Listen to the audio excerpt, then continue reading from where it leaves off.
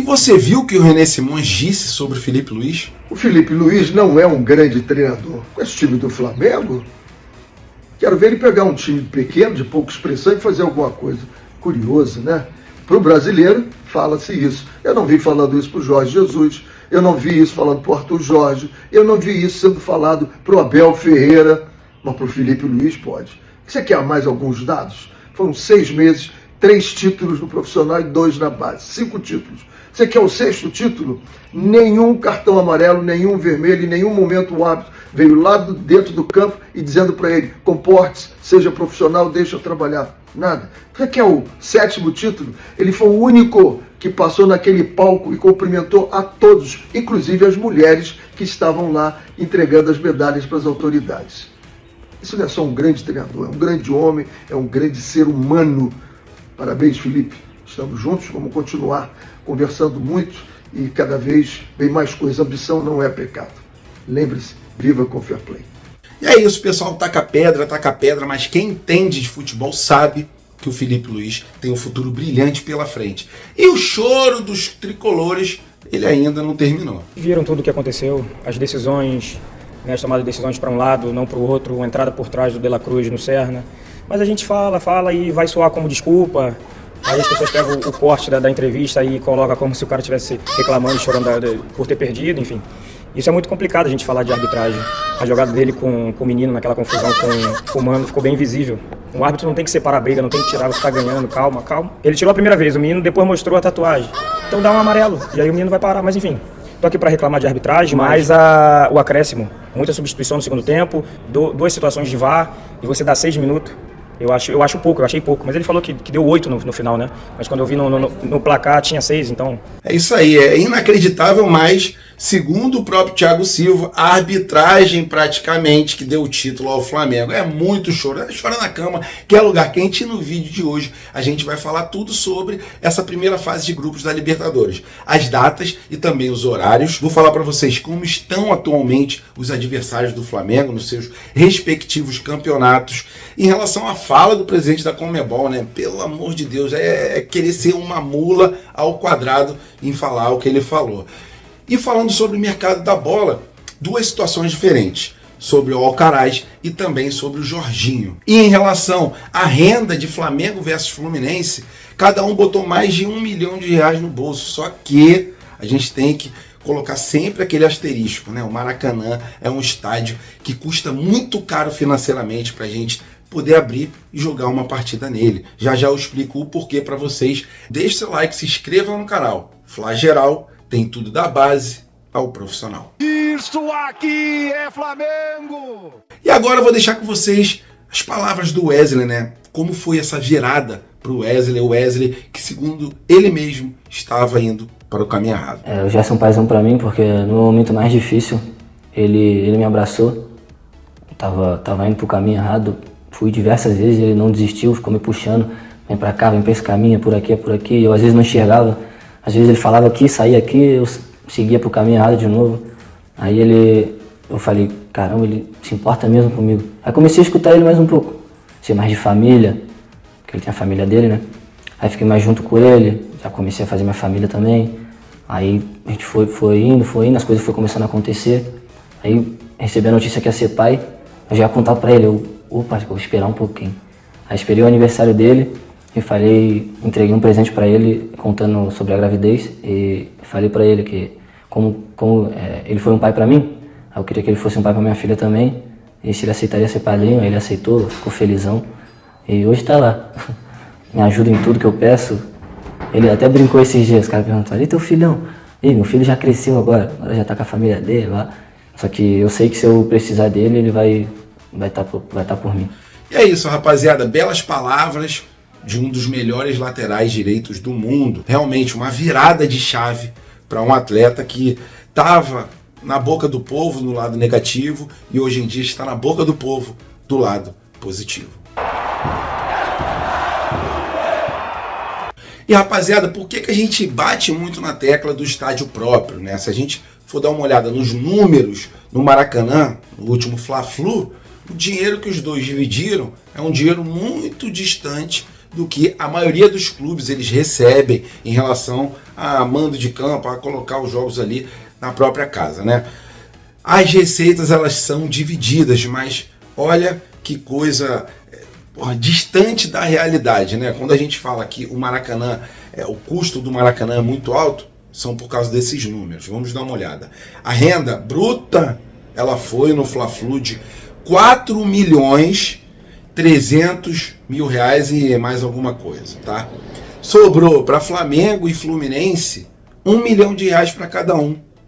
O número não bate direito, né, galera? Como é que pode você jogar uma partida num estádio, a receita bruta ser de 4.300.000 reais e só sobrar R$1 milhão para cada?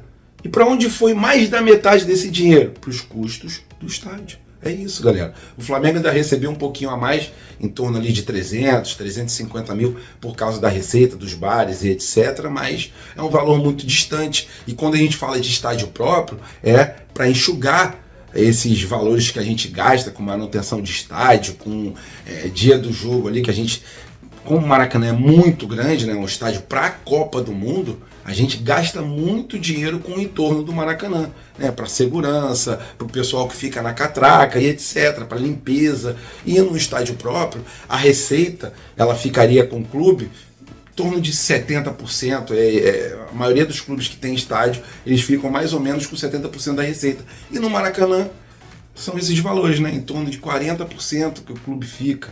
É triste isso, né, é um número legal em relação à receita bruta, mas o que sobra para os clubes é muito pouco. Então o Maracanã é muito dispendioso. A gente tem como tocar um estádio próprio, acredito eu, se não quiser gastar nada financeiramente, com uma parceria parecida com a do Palmeiras, e quando tivesse show no estádio do Flamengo, a gente jogaria no Maracanã. Eu acho que é simples, né? Fecharia um acordo por 20 anos, 15 anos, 25 anos, igual o Palmeiras fez, ou desembolsa dinheiro e vai lá e monta o estádio. Mas a gente precisa de um estádio próprio, principalmente por causa desses tipos de números. E rapaziada, quando eu converso com alguns amigos que não são rubro-negros, eles ficam às vezes chateados, como foi o caso dessa vez, em relação a comparar o Flamengo com um clube europeu. E eu estou dizendo isso porque o José Boto ele deu uma entrevista para o Vini Casagrande e ele foi bem claro em dizer que o Flamengo é melhor do que 70% das equipes do futebol inglês, né? Ele estava provavelmente citando o Alcaraz, porque ele disse, né, tem jogador que serve para a Premier League e não serve para o Flamengo, colocando o sarrafo do Flamengo lá em cima em relação aos clubes europeus. Mas vamos abrir aspas para o que disse o José Boto. Ele ainda falou que o futebol do Flamengo hoje em dia é o melhor futebol jogado no Brasil, que os amigos dele ficaram de queixo caído com a apresentação do Flamengo contra o Fluminense. Olha que o jogo foi empate. Mas vamos lá, abre aspas para o José Boto. Por que serve para a Premier League e não serve para o Flamengo? Para mim, o Flamengo é melhor do que algumas equipes lá da Premier League. Vamos dizer que o Flamengo ele é melhor do que 70% dos times da Premier. Além disso, o modelo de jogo tem pouco a ver com a maioria das equipes da Premier League. Então, acredito eu que, falando, né, sobre o Alcaraz, por que o Alcaraz não serviu no Flamengo e serve para clubes lá na Europa, né, lá no velho continente. E aí ele ainda continua. Não é fácil ver uma equipe que joga um futebol tão atrativo como o nosso.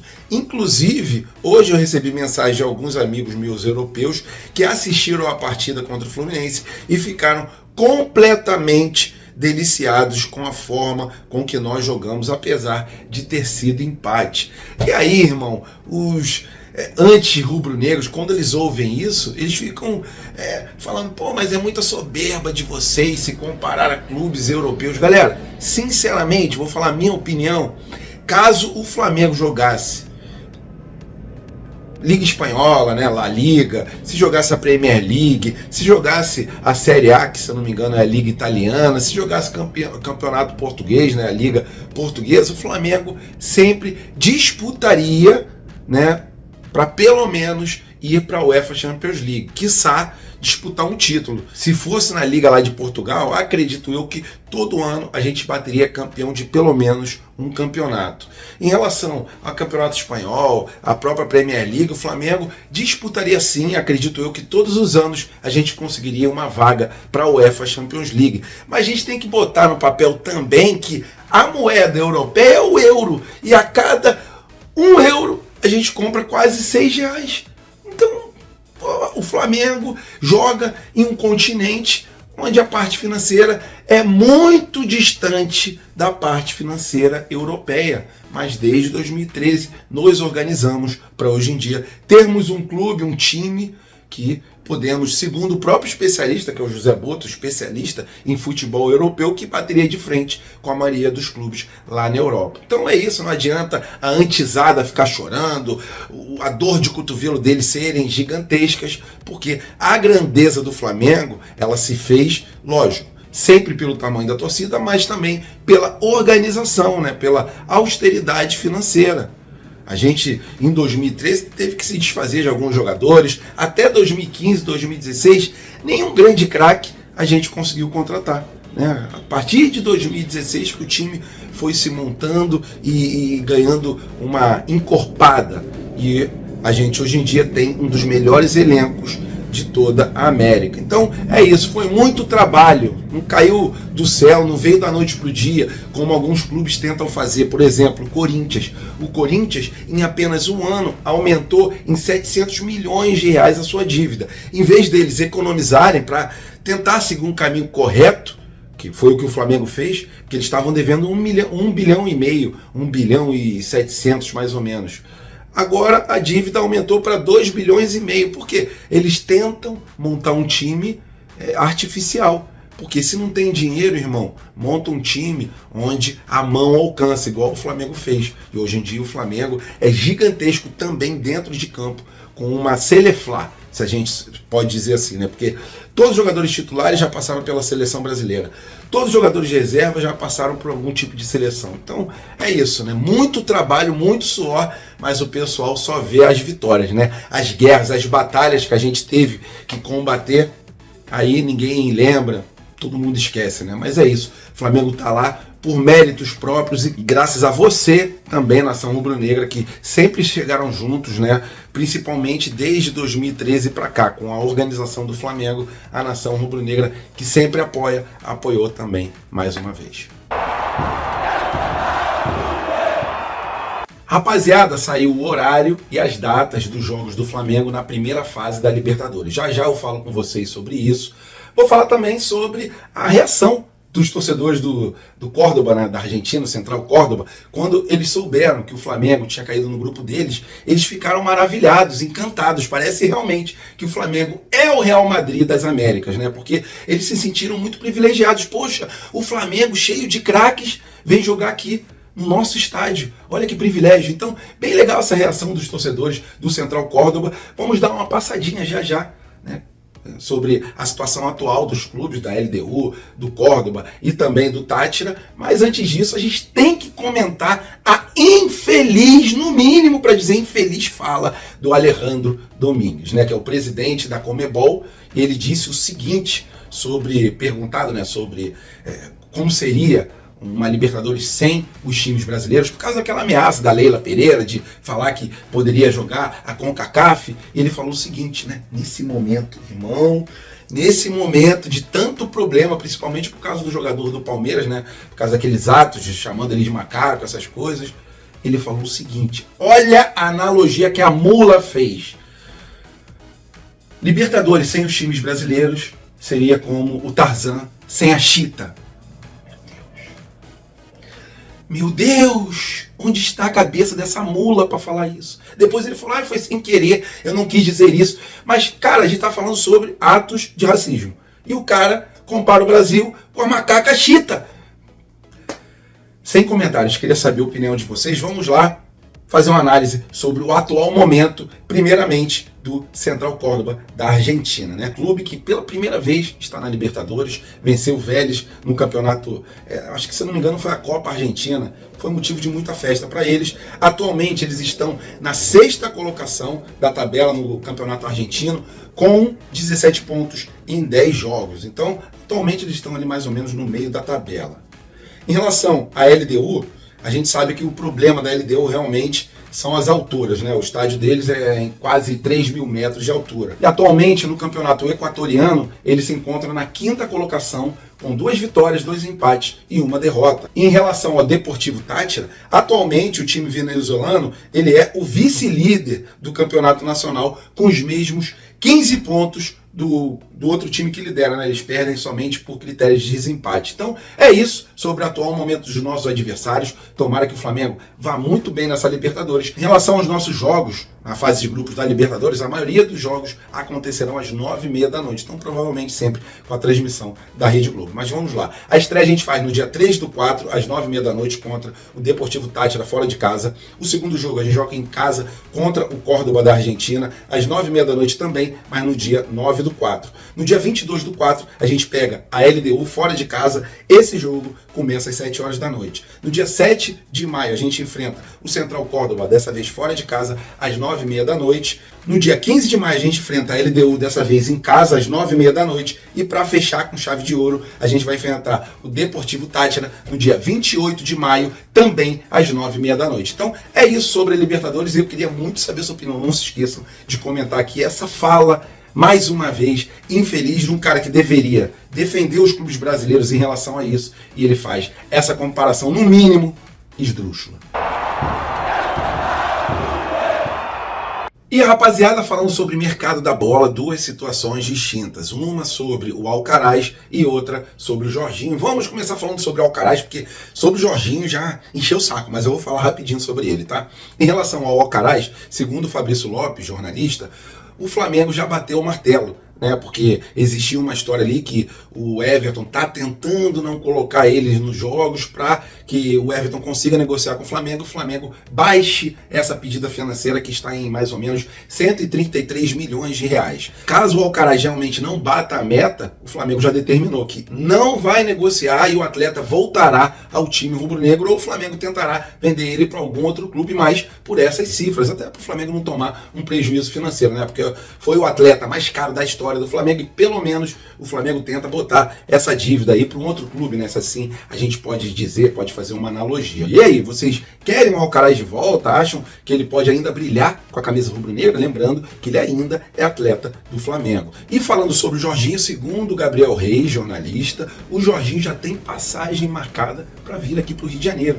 E virá para o Rio de Janeiro para apresentar a cidade para a família, né? Tanto para a esposa, que ele tem que convencer caso ele venha jogar no Flamengo, quanto também para os filhos que ele tem, porque as crianças estudam lá na Inglaterra, né? A esposa é de nacionalidade espanhola, né? Ela é meio... Qualquer um que mora na Europa é meio avesso a vir morar para o Brasil por causa da violência, ainda mais no Rio de Janeiro. A verdade é essa, o Rio de Janeiro realmente é violento, mas o Jorginho vai ficar num hotel lá na Zona Sul, vai mostrar a cidade, e caso ele consiga convencer tanto a esposa, os filhos eu acho que não precisa tanto, né? Mais a aprovação da esposa, porque para onde o pai e a mãe vai, os filhos vão atrás.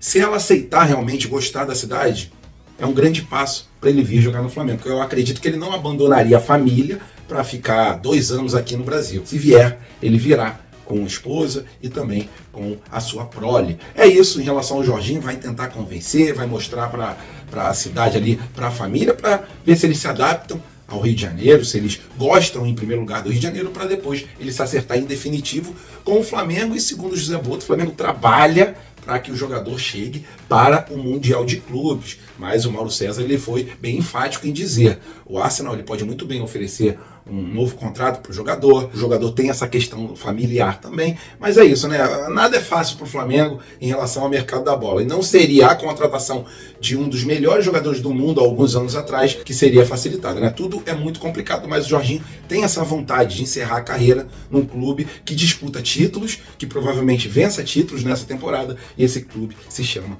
Clube de Regatas do Flamengo. Valeu, nação rubro-negra, estamos juntos, fiquem com Deus, até a próxima e fui.